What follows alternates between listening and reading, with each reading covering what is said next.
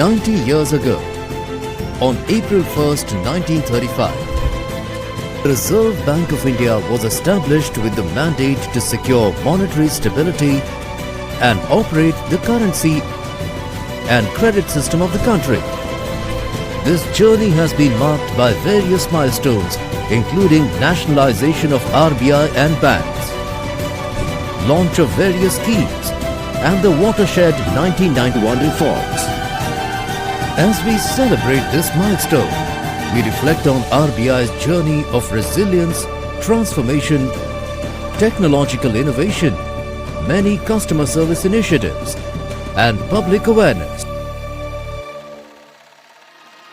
Stability, trust, and growth are the core principles that have defined RBI's journey over the past 90 years, symbolizing its leadership, stewardship, and commitment to maintaining stability of currency and strengthening the economy.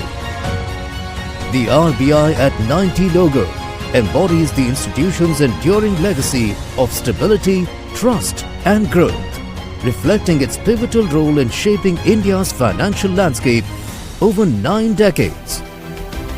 The RBI rededicates itself to the cause of financial stability and economic growth of the country.